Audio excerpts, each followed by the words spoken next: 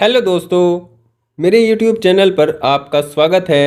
और आज की वीडियो में हम एक जन्म कुंडली का विश्लेषण करेंगे। जन्म कुंडली की डिटेल्स हैं 16 नवंबर 1994 और जन्म का समय है रात के 8:20 और जन्म स्थान पानीपत हरियाणा। जो ये जन्म कुंडली बनती है ये बनती है मिथुन लगन की। लगन में मिथुन राशि होने के कारण ये जो कुंडली बनेगी मिथुन लगन की बनेगी। और इसके जो स्वामी बनते हैं लग्नेश बनते हैं वो बनते हैं बुध, और बुध जाकर बैठे हैं पंचम भाव में, जो कि एक श्रेष्ठ स्थिति का निर्माण कर रहे हैं। यहाँ पर शुक्र की राशि में शुक्र के साथ बैठे हुए हैं, तो यहाँ पर लक्ष्मी नारायण योग का निर्माण भी बुध और शुक्र कर रहे हैं। तो एक अच्छी स्थिति है। ऐसा व्यक्ति बुद्धिमानी होगा, टैलेंटेड होगा, और ऐसे व्यक्ति के पास कुछ ना कुछ विशेष टैलेंट भी होते हैं। और ऐसे व्यक्ति के सीखने की जो क्षमता होती है वो भी बहुत अधिक होती है, बुद्धिमान होते हैं और जीवन में अच्छा काम करने की महत्वाकांक्षाएं रखते हैं। तो यहाँ पर स्थिति ये है कि यहाँ पर ये राहु के साथ में है, तो थोड़ा राहु का प्रभाव भी बुद्धि पर आएगा। और देखिए ये बुध का लगन है, और जब बुध का लगन हो, शुक्र का लगन हो, शनि का लगन हो, और बुध और राहु एक साथ हों, शुक्र और राहु एक साथ हों, तो ये अपने आप में बहुत श्रेष्ठ स्थिति बन जाती है व्यक्ति के जीवन में धन आने की। जैसे कुंडली में गज केसरी योग माना जाता है कि बहुत श्रेष्ठ होता है गुरु चंद्रमा, लेकिन गुरु चंद्रमा मिथुन शुक्र मतलब शुक्र के लगन हो, शनि के लगन हो, बुध के लगन हो, तो उनमें इतना श्रेष्ठ प्रभाव नहीं देता है। लेकिन जब इन तीनों बुध शुक्र शनि के लग्नों में शुक्र बुध एक साथ हो, राहु शुक्र एक साथ हो, राहु बुध एक साथ हो, तो ये अपने आप में बहुत श्रेष्ठ स्थिति बनती है। व्यक्ति जीवन में बहुत धन कमाता है।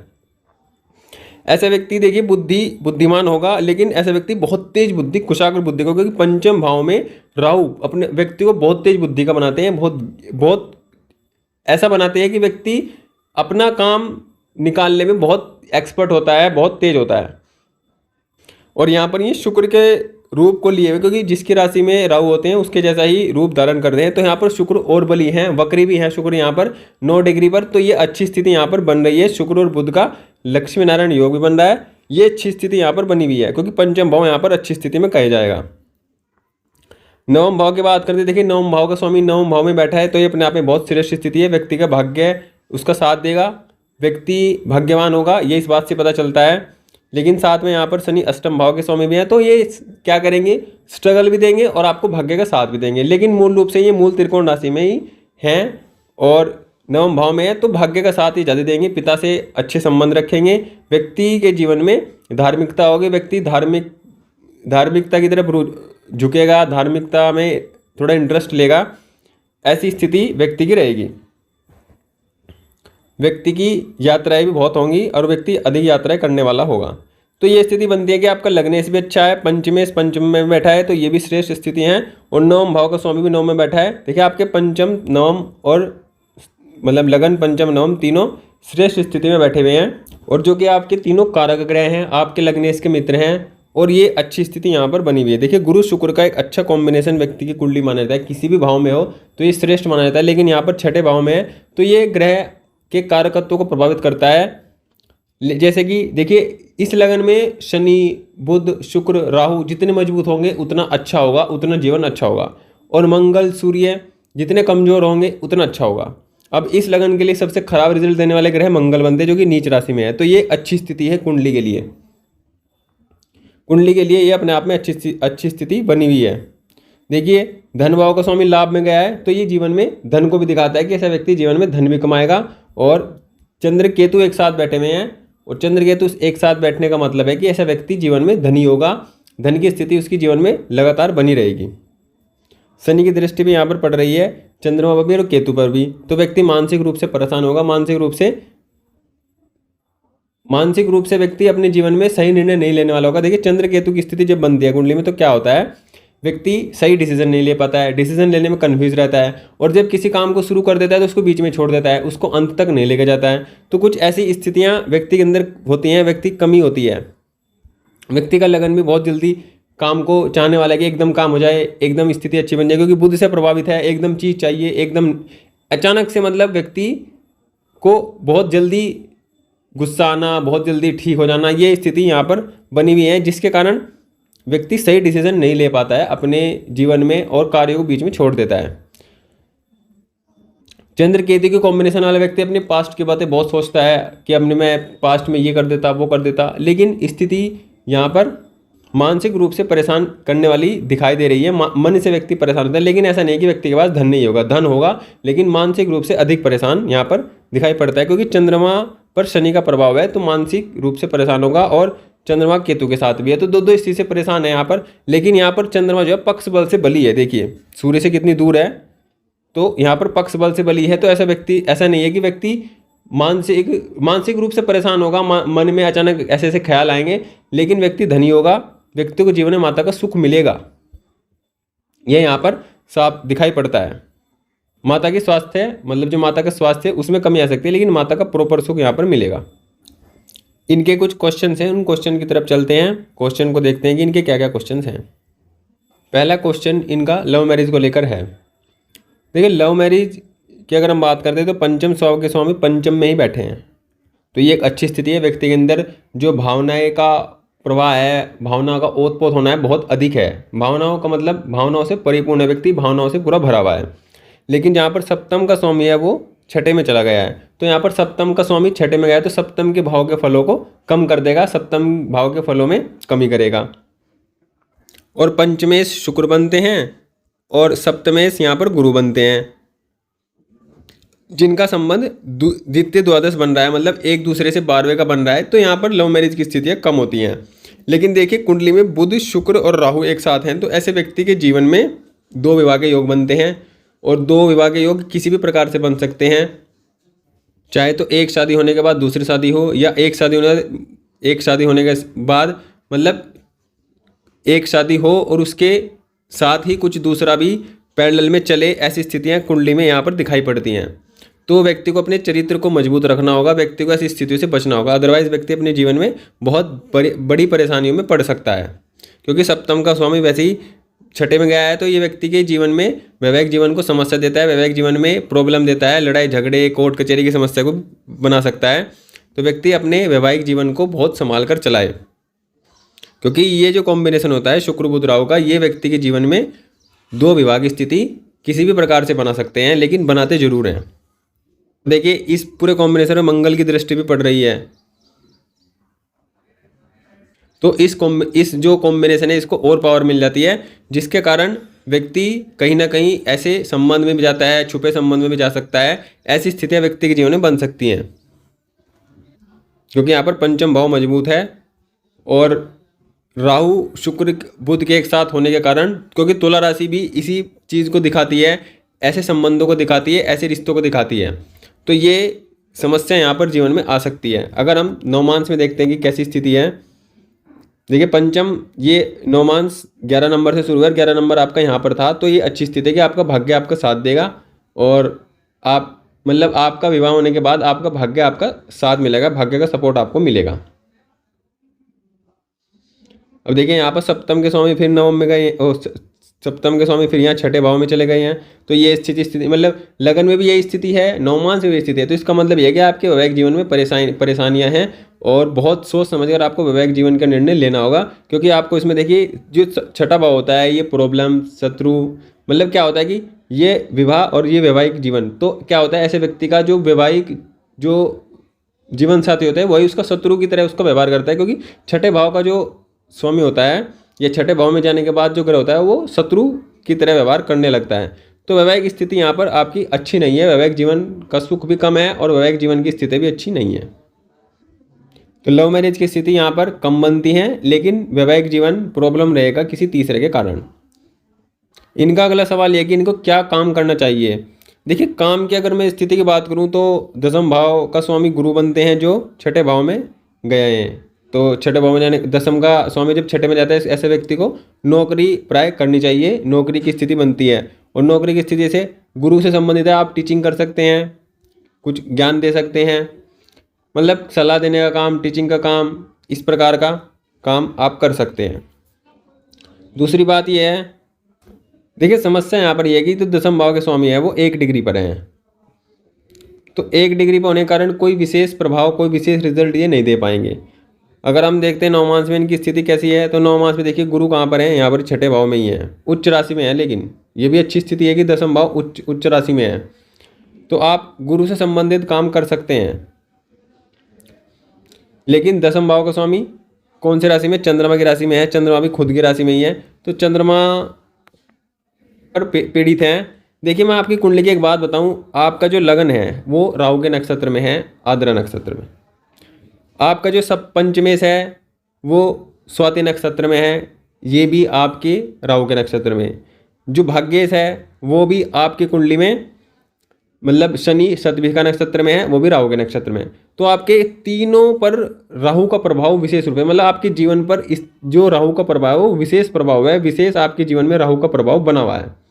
तो आपके जीवन की स्थिति कभी बहुत अच्छी हो सकती है, कभी बहुत डाउन भी जा सकती है। लेकिन यहाँ राहु अच्छी स्थिति में है तो अच्छी स्थिति ज़्यादा बनेगी, डाउन स्थिति कम बनेगी, मतलब स्थिति खराब कम होगी, आपकी स्थिति ज़्यादा बनेगी।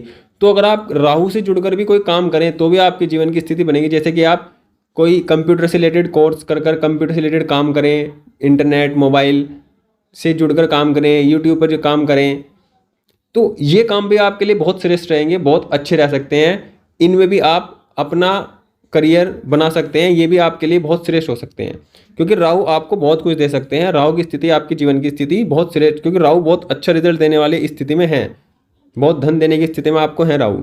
तो आप राहु से जुड़कर भी कोई काम कर सकते हैं और ये काम आपका चलेगा भी और आपको फायदा भी देगा। और अगर आप कोई बिजनेस करना चाहें तो आप शनि से संबंधित बिजनेस कर सकते हैं, आप लोहे का स्टील का काम कर सकते हैं, ये भी आपके लिए श्रेष्ठ है। शुक्र से संबंधित आप काम कर सकते हैं, कपड़ों का काम कर सकते हैं, रेस्टोरेंट का काम कर सकते हैं, कॉस्मेटिक का काम कर सकते हैं, ये भी आपके लिए ठीक है। 9 मास में देखते हैं आपकी स्थिति काम की कैसी है। देखिए मंगल यहाँ पर है और ये दूसरे भाव में है, तो देखिए दूसरे भाव मतलब दसम भाव को स्वामी दूसरे में है, तो आप अपना काम की स्थिति में ऐसा रखिए कि जो आपको बोलने का काम हो, बताने का काम हो, वो भी आपके लिए अच्छा रहेगा। और देखिए शनि आपकी कुंडली में लगन में भी अच्छे हैं, 9 मास में भी अच्छे हैं, बुध भी अच्छे हैं, शुक्र भी यहाँ पर गुरु की राशि में लाभ भाव में, तो शुक्र से भी आपको लाभ जीवन में होगा।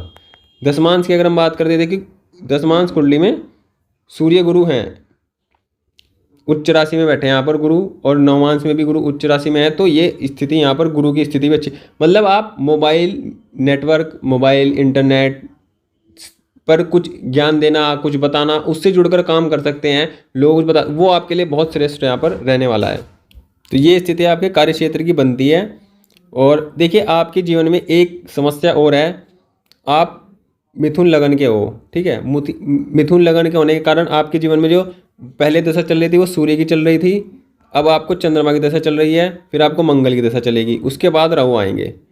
तो अभी चंद्रमा की दशा चल रही है, उसके बाद मंगल की दशा। अब ये इस दशा को निकलने के बाद आपके जीवन में राहु की दशा आएगी, और राहु की दशा ही आपके जीवन की दशा दिशा को बदलने की, आपके जीवन की बहुत बहुत श्रेष्ठ स्थितियों को बनाकर चलेगी। आप कुछ ऐसा काम करिए जो राहु से संबंधित हो, वो आपको ज़्यादा फायदा देगा।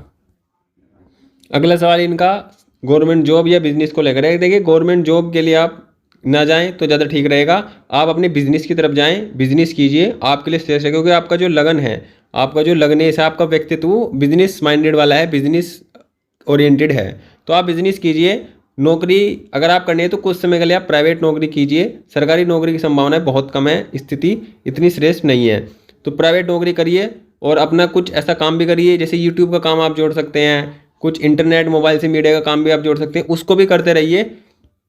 और अपना उसके बाद नौकरी करते करते कुछ बिजनेस भी आप अपना कर सकते हैं, किसी भी प्रकार का, विशेषतः शनि से संबंधित बिजनेस करें तो आपको ज़्यादा लाभ होगा, श्रेष्ठ स्थिति आपकी बिजनेस की बनेगी।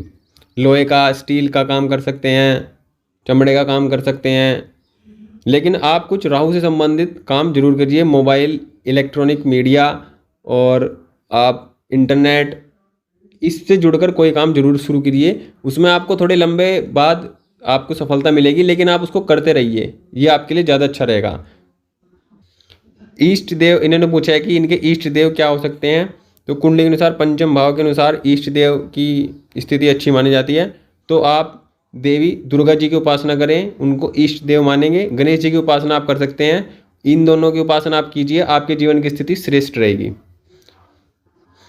देखिए इन्होंने ये पूछा कि कौन सा साल इनका अच्छा होगा। देखिए साल के अच्छे की अगर हम बात करते हैं, चंद्रमा की भी दशा चल रही है, जो कि चंद्रमा इस कुंडली के धन भाव के स्वामी बनते हैं, लेकिन कारक नहीं होते हैं लगन में, और धन भाव के स्वामी बनकर वो लाभ भाव में बैठे हैं, तो लाभ की स्थिति को जीवन में अच्छा रखेंगे, लाभ आपको देते रहेंगे। आपको वर्तमान में चंद्रमा में राहु की दशा चल रही है। देखिए राहु आपके लिए खराब ग्रह नहीं है, राहु आपको बहुत अच्छा रिजल्ट देने वाले हैं, राहु आपके जीवन में बदलाव करने वाले हैं। तो जो भी राहु बदलाव करते हैं उसको स्वीकार कीजिए और अपने जीवन में आगे बढ़िए। जीवन में आपके धन की स्थिति अच्छी होगी, धन आप अच्छा कमा पाएंगे और धन आपके जीवन पास अच्छा होगा। देखिए नीच राशि का ग्रह भी धन भाव में बैठा है। देखिए ऐसा नहीं है कि ये धन नहीं देगा, लेकिन ये धन को रुकने नहीं देगा, धन ये भी देगा। धन की जब भी इसके अंतर दशा आएगी तो ये भी धन की स्थिति आपके जीवन की अच्छी बनाएगी। और चंद्रमा के बाद आपको मंगल की दशा आएगी। मंगल आपकी कुंडली में नीच राशि में है, तो वो भी दशा आपके लिए कोई खास श्रेष्ठ रिजल्ट देने वाली स्थिति में नहीं है। इसलिए आपकी जो दशा होगी वो राहु की दशा होगी। राहु की दशा आपके लिए श्रेष्ठ रहेगी, श्रेष्ठ रिजल्ट देने वाली होगी।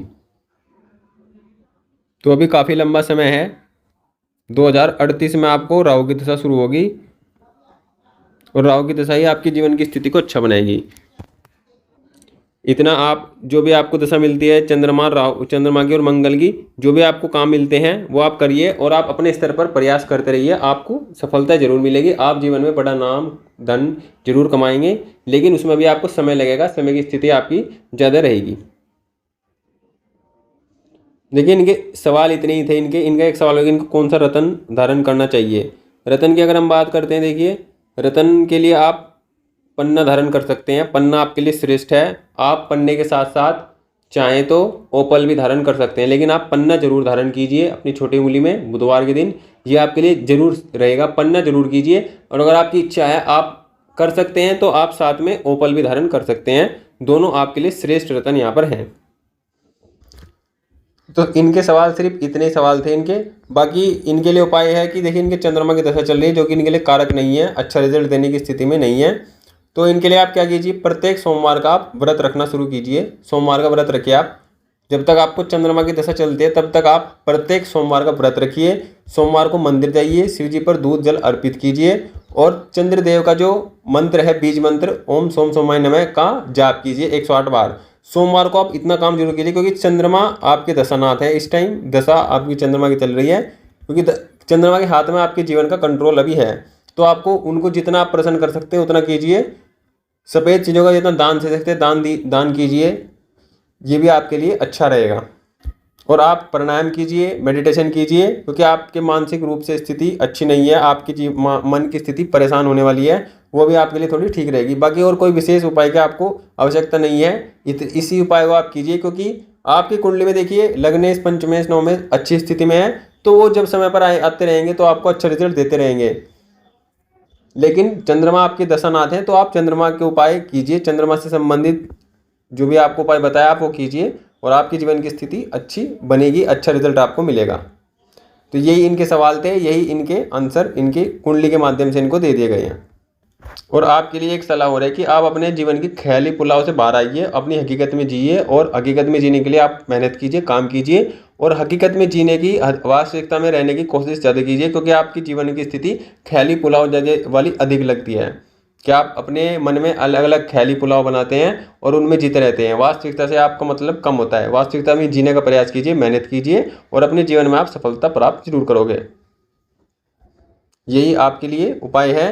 बाकी और भी जो कोई इनको बताना चाहे बता सकता है, कहना चाहे कह सकता है, कमेंट में इनके लिए कोई भी सलाह इनको दे सकता है। और आप अपनी जो डिटेल है वो इस प्रकार दे सकते हैं, आपकी वीडियो का मतलब आपकी कुंडली का इस प्रकार वीडियो के माध्यम से एनालिसिस हो और उसके आंसर वीडियो में कुंडली से दिए जाएं। वीडियो अच्छी लगे तो प्लीज़ वीडियो को लाइक करें, चैनल को सब्सक्राइब करें। Thank you.